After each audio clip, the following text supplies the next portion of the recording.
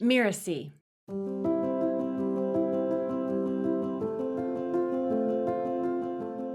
And so if we come in as coaches with this idea that I am not good enough, I am not worthy, I have to prove it at all costs, what ends up happening is we sort of detach from being present with our client, and we sort of come through a lens of our ego where we're really thinking about performing to make ourselves okay in the room. Today, we're diving deep into a topic that can make even the bravest among us squirm a little in our seats: the concept of shame. Where does it come from, and what can we do about it?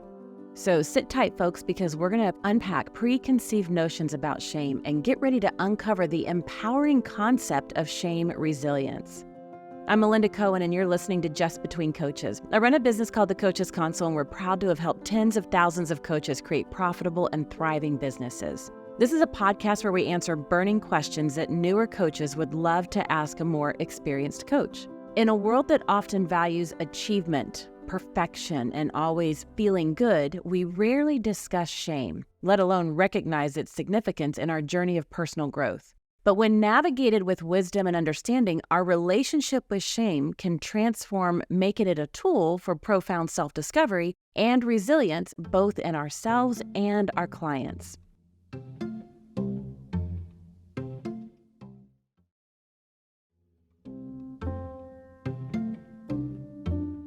Today, I've invited Kyira Wackett, a therapist turned coach and the architect of a unique shame resilience program. She founded Adversity Rising LLC. She's a course creator, has a YouTube channel, and will in a matter of days launch a new podcast, Untethering Shame. Welcome, Kyira. Thank you so much. I'm so excited to be here. I'm really excited to have you on the show and to dive into this topic that a lot of people don't dive into. But before we do that, would you mind just sharing a little bit of your background with our listeners? Like you said, a therapist turned coach. It's been a very interesting journey to get where I am. So I grew up, I think maybe my second or third word was doctor. So I was on a doctor pursuit for, all the way through undergrad, through years of MCATs and interviews and all of those things. And then just sort of realized this isn't what I want to do. This isn't where I want to be. So much of my life up to that point had been about doing what I thought everybody else wanted me to do and seeking that sort of external validation. I needed to constantly be achieving, be the best, not because I thought I was the best, but because I felt like I couldn't be in the room unless people looked at me and saw that I wasn't worthy of being there. And so a lot of my early 20s was coming face to face with some trauma that I had navigated. And I took a few years off from any sort of education and went into some different job settings and was like, I just need to try something out. I want to help people. But once I got clear and I knew it wasn't medicine, what would that look like? What do I want to do? And then eventually found my way into counseling psychology and becoming a therapist. Then made the transition over time into coaching. But honestly, a lot of the shift into coaching has been realizing the system within which therapy lies wasn't working for me to help people as best as I can. And then dealing with the shame of making that pivot again and feeling like, what will people think? What will people say? And learning to release that so I can embody the professional and the personal life that I want to have. Now, when we talk about therapist turned coach, do you consider yourself still both a coach and a licensed therapist, or you're just focused solely on coaching right now? Well, so there's a couple things. So I'm a licensed professional counselor, and every state in the U.S. is different. It's really interesting. There's no sort of overarching governing body. So what people are called in every state looks different. So in the state of Oregon, I'm a licensed professional counselor. I'm maintaining my licensure, and I follow that code of ethics because everybody that comes into the coaching field, there is no kind of large standard code of ethics. Depending on where you go to do your training or things like that, you can find one. But some of the levels are a bit higher on the therapy side. So I really follow that. I really stick with that. So I talk a lot about what we're doing is coaching. The person coming into the room is a licensed therapist. I'm still coming in with the training of what all of that back-end theory looks like, how I can support someone. I'm still very comfortable to see somebody in a high trauma state or somebody that is actively suicidal suicidal. Because I'm coaching, the delineation needs to be that I can't do that in the coaching room. So then we just talk about, I'm still a licensed therapist. If that comes up, I can talk to you about what you can look for with another therapist, what support can be, how that transition can be, and the approach we're doing, where our goals are focused, how I'm going to center kind of my scope of practice is going to fall within that side of coaching. I love that distinction. Thank you for that clarity. And let's get into the heart of the topic today. How do you define shame? Like, what exactly is shame? Let's start there. I think a lot of people kind of heard the word, like, oh, yeah, I know what shame is, but there's still some confusion. So the biggest thing I think is to help people understand shame in the context of how it's not guilt. So guilt is the idea of I did something wrong. I did something that goes against my values. I did something that I don't feel good about. It's action focused or inaction focused. The reason that's important is when it's about something that we do, we have the opportunity to change, to heal, to evolve, to do something about that, to correct or course correct, as it were. Shame is the belief that I, as a person, am unworthy. I am not good enough. I am bad. I am the problem. And it's rooted or tethered to stories that we've had since we were little that I, as a person, am not good enough.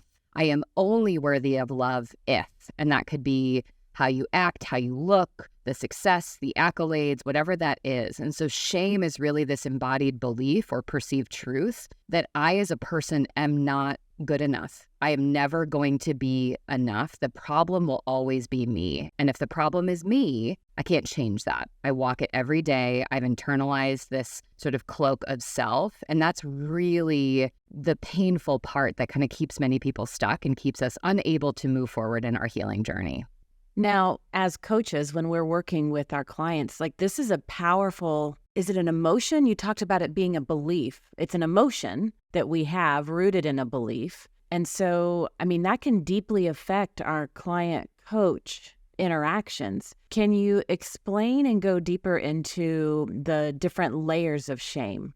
Yeah, so essentially shame is a very specific subset of fear. So your fear brain is an entirely separate part of your brain. It's your old, or some people call it your reptilian brain. You don't control it. You don't have the ability for rational or higher cognitive thought. You just act. It's just, I got to get you out of this threat as quickly as possible. And so shame is a triggered threat. It is the, again, real or perceived threat to connection and belonging. So when we feel shame, it kicks off a cascade of reactions, defenses, responses to essentially try to get you out of that state, to stop the threat from becoming any form of reality. How did I come to believe that if I can't help everyone or I don't have every answer, then I'm a bad coach? Or if I'm not making as much money as somebody else, then there's something wrong with me. Or if I don't have X number of followers, there's something wrong with me. That's come from decades of beliefs that are now manifesting in this very specific way.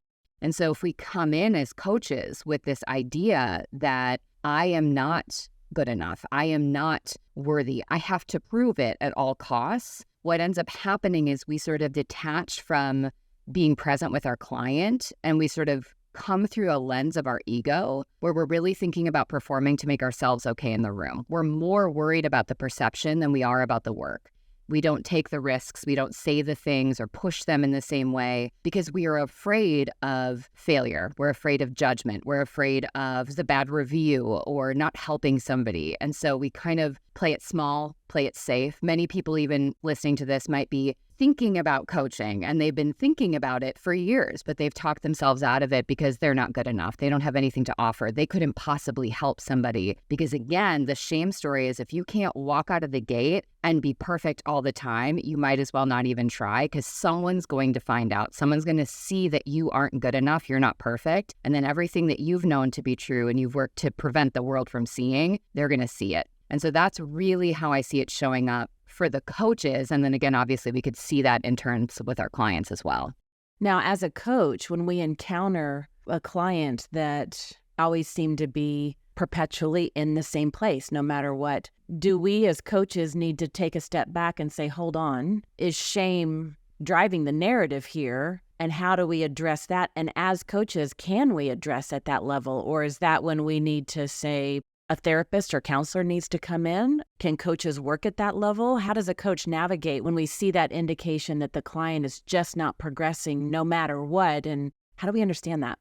So there's a couple of things in what you're saying. So one, I think being very clear first off, if you're seeing that as the coach, progressing by what standards? What are the goals that you and your client have? And are you continuously coming back to check in on those? Because I think sometimes, again, part of the layer could be that I, as the coach, have an expectation that, okay, we've got these many sessions. We're supposed to be making progress. That's my job. I'm supposed to be able to do this. So one question would be, have you talked about your goals and your work that you're going to be doing? And if you haven't, do that. If you have, are you revisiting that to get their feedback of how they think it's going, what's happening?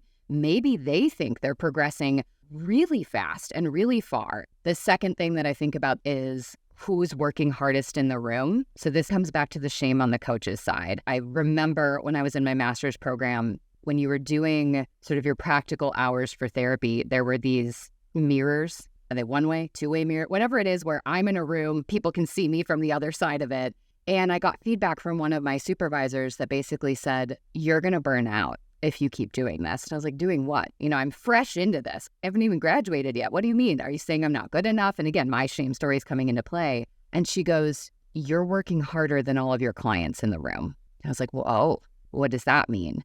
And one of the biggest things is to realize if I'm working harder for their life, all I'm doing is conditioning the outcome to be based on me. I am either making myself the hero or the villain, and eventually I'm going to make myself the victim because they're somehow letting me down. So it's all going to get tied to me as the central character. So I think from the coach's side, those are the two things that I really bring in.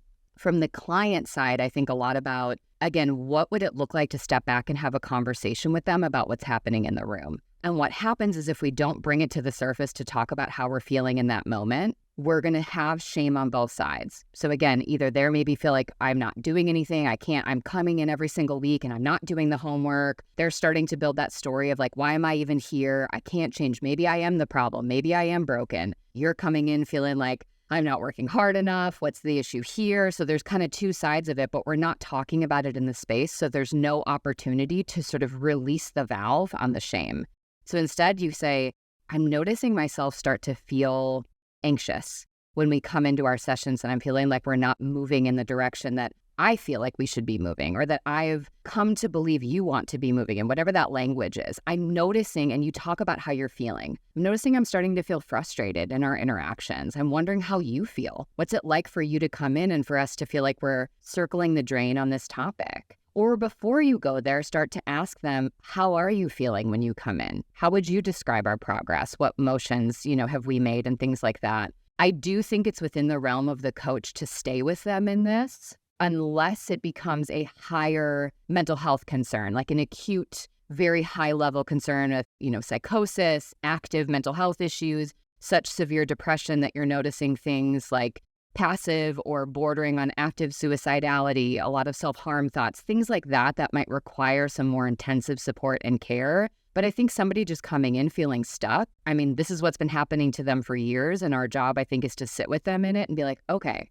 we could keep doing this, but at what cost? I am now just helping perpetuate the story that you're never going to get anywhere. So you might as well stop trying. So let's pause, let's pivot, let's find another way. Maybe that solution is, maybe coaching isn't right for us right now. Maybe we need to take some time off. Here's some things I might think about before we can come into the space. Maybe it's holding them a bit more accountable to the work or reflecting on why they're not doing the work. Maybe it's stepping back and talking about, are we too many steps ahead? Is the change expecting action before we've built the insight? Maybe we need to step back here. Whatever that is, though, tying that back into our own shame, there's a lot of coaches that then are afraid of, will I lose that client? What happens if we don't make the change? I won't have the income. I won't have the regularity. Again, I'm supposed to be the one to fix it. And if I can't, what does that say? And so kind of coming back full circle, I think the sort of answer on every side is the willingness to pause and reflect, both internally, but then also to create the space to pause and reflect in the room. And sometimes that means saying really uncomfortable things about what's going on in the process of the work.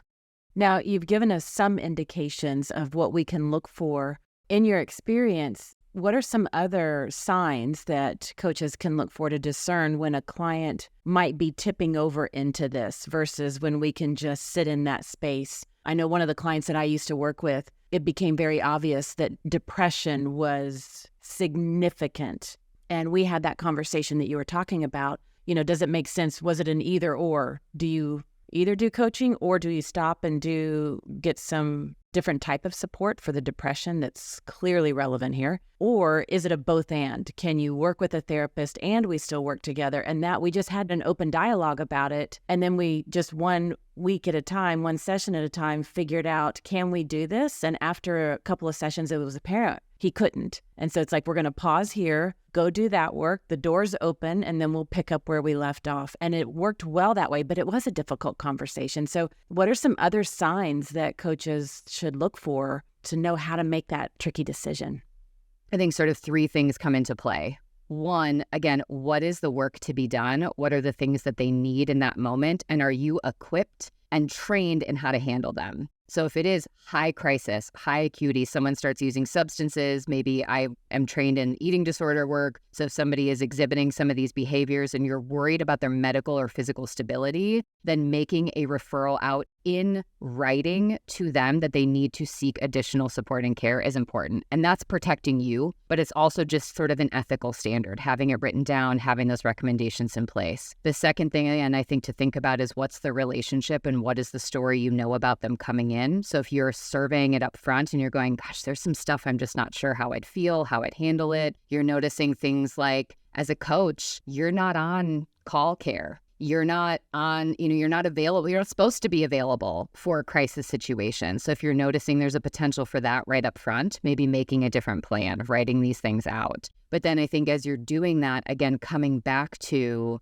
okay, this is the relationship that we have and they need additional support. How can I best make that transition with them? So maybe a couple of your sessions are looking for therapists together. Maybe they're making a list of what type of therapist they'd want to work on or getting clear on the goals that you can't accomplish together. So you're becoming that transition person for them. And then I think the sort of final part of it is to be able to release the fact that you can't fix everybody. And so some people, depending on how nicely you deliver it, what's going on, you may not be able to give them everything they need and it might not be a smooth ending.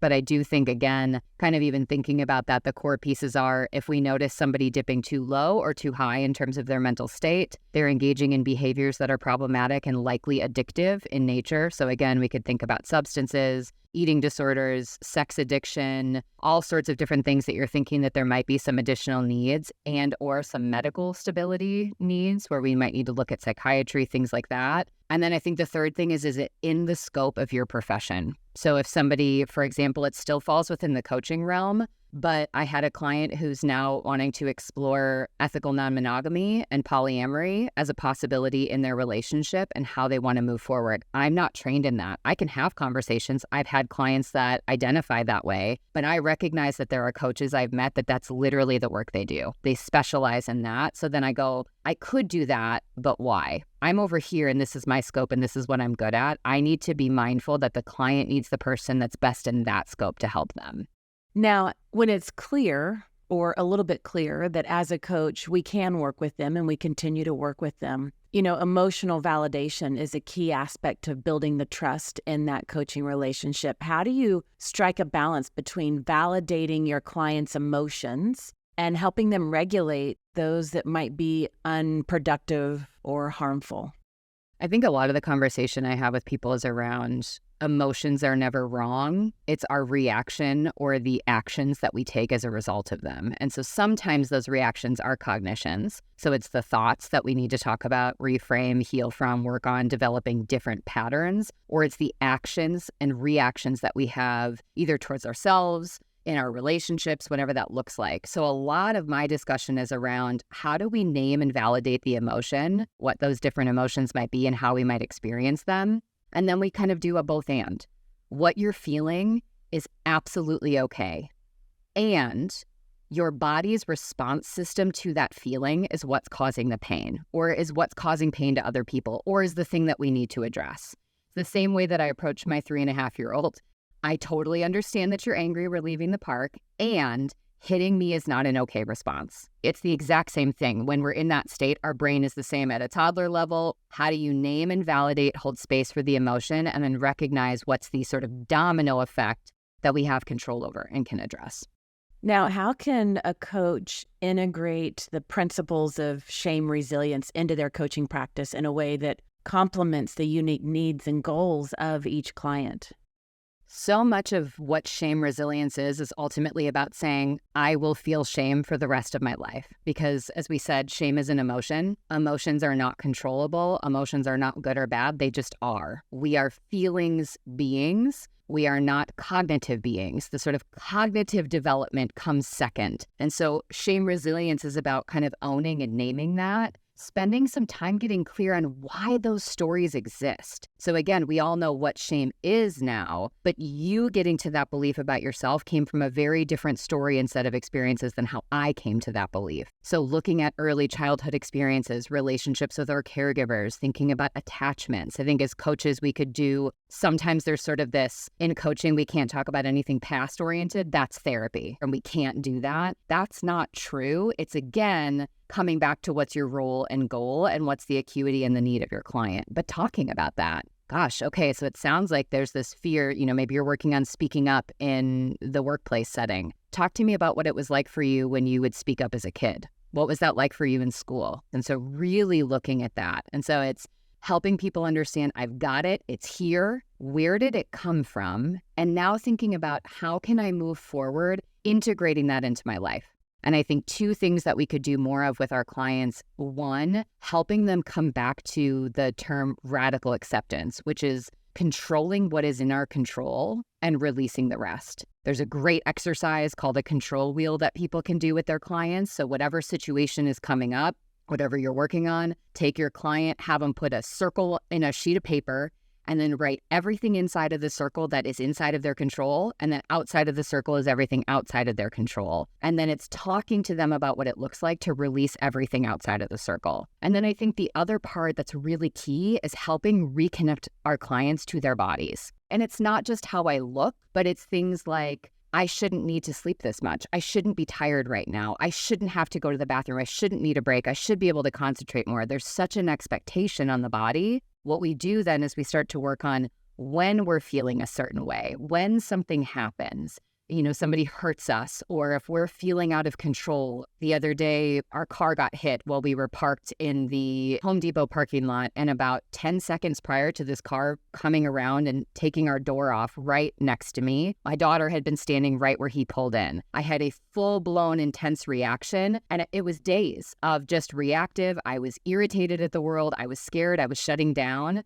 So coming into that place of knowing, oh my gosh, my body and my emotional self are trying to tell me that I have become untethered to the world. I need to root back in. I need to come back down. Okay, I'm feeling shame right now. I shouldn't be reacting so intensely. Nobody got hurt. Everything's fine. Why is this still bothering me? Why am I being a jerk to my husband? All of that is coming back to, okay, I can't control what happened to me. I also can't control that my body went into a protective state, but I can control how I'm responding right now in this moment to what's going on and how I can show up for my body, how I can show up for myself, and really think about the fact that my only choice is to be in the moment now and to allow my body to continue to move forward. So that just kind of using that as an example is a way that we could help somebody for something that doesn't even feel like it's shame driven, but it is, because the thing that was keeping me triggered was my reaction to what happened.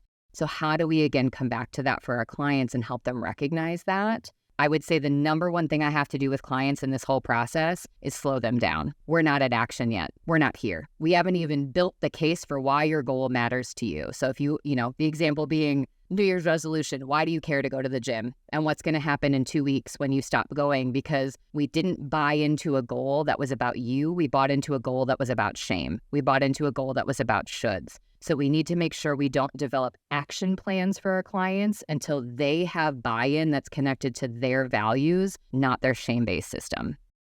And I could see how that would be a lot of the upfront work that the coach does with their client to slow them down, make sure that's clear, because I'm guessing by living in the shame, they're skipping past that. That's how they stay in the shame state to begin with. And so as the coach, to slow them down and making sure that they're not missing anything so that they don't get into that survival mode again, but are able to choose a different pattern. So what's some of the best advice that you can give or pass forward to a newer coach getting started, or any coach that wants to begin adopting a shame resilience approach in their coaching practice?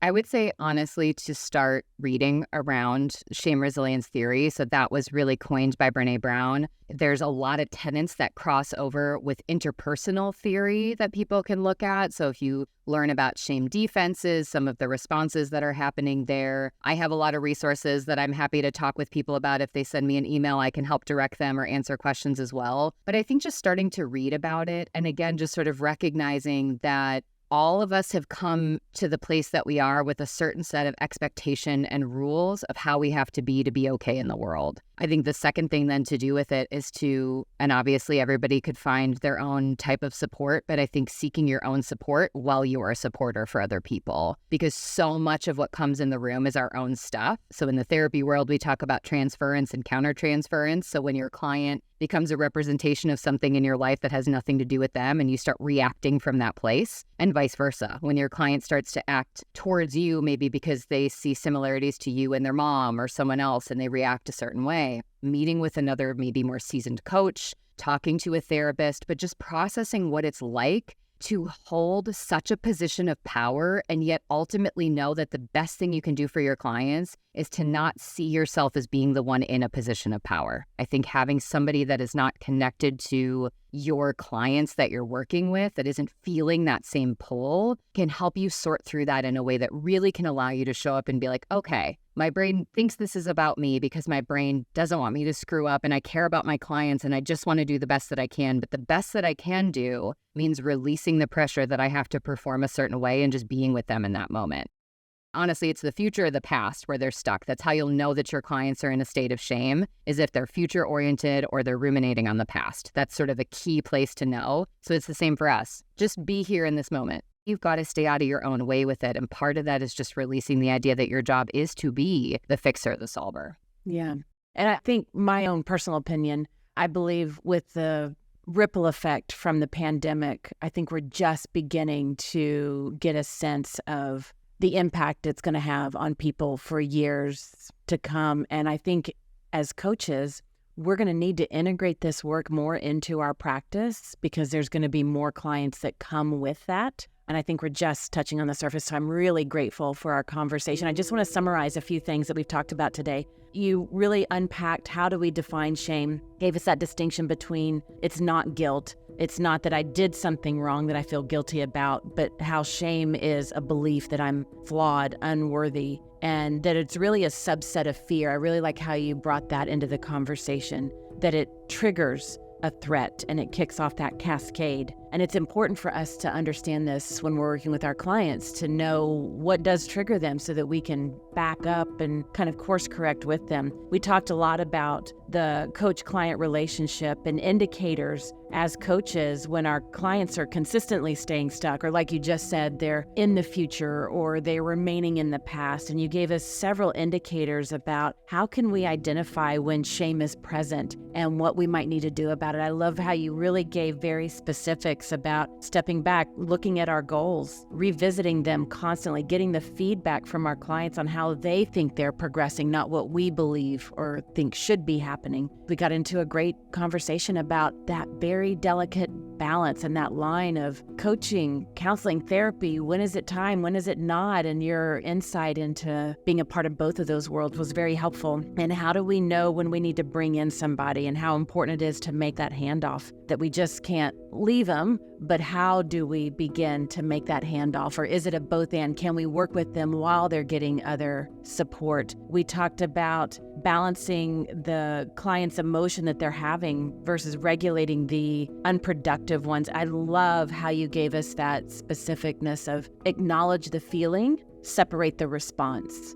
Like I imagine as a coach, a lot of that being done especially in the early stages of working with a client that's bringing a lot of shame into their journey. And you talked about integrating the principles of shame into our coaching practice. And again, I love how just you went really granular with how a coach can navigate that if this is the kind of work that they want to bring into their business and their practice and the work that they do with their clients. Kyira, do you have any additional parting words for our listeners? Honestly, I think the only thing is when I tell myself every day, at any given moment, I am doing the best I can with the energy, the resources, the tools that I have available. If anybody heard this and they're thinking about, oh gosh, I didn't do this with my client, I missed this thing, I did that. You didn't know this then. You did the best that you could with the information, the tools, the resources that were available to you. And so shame wants you to get stuck in the past so that you don't think about how you can integrate this to move forward. So just be here in any given moment when you screw up, be there. It's totally fine. We're all just doing our best. And I think as coaches, if we can get really clear on our values and our why for doing this work, if at the end of the day we can come back and say, did I act in accordance with my values? I did. Did I get everything right? No. And I can honor that, again, who I am is worth celebrating, even if what I did isn't exactly how I wanted it to be. Thank you for listening to this episode of Just Between Coaches, and a big thank you to Kyira for this incredible conversation. You can find out more about her at adversityrising.com. That's adversityrising.com. And in the show notes, you'll also find the links to her YouTube channel and her new podcast, Untethering Shame, that's launching September 17th, plus a discount code for her 4-part workbook, I Love Me. Kyira, thank you so much for coming to the show. Thank you. I'm Melinda Cohan, and you've been listening to Just Between Coaches. Just Between Coaches is part of the Mirasee FM podcast network, which also includes such shows as Self-Awakened Lifestyle and Behind the Launch. Michi Lantz produced this episode. I wrote this episode together with her. Cynthia Lamb is our supervising producer. Danny Eny is our executive producer. And to catch the great episodes on Just Between Coaches, please follow us on Mirasee FM's YouTube channel or your favorite podcast player. And if you enjoyed the show, please leave us a comment or a starred review. It's the best way to help us get these ideas to more people. Thank you, and see you next time.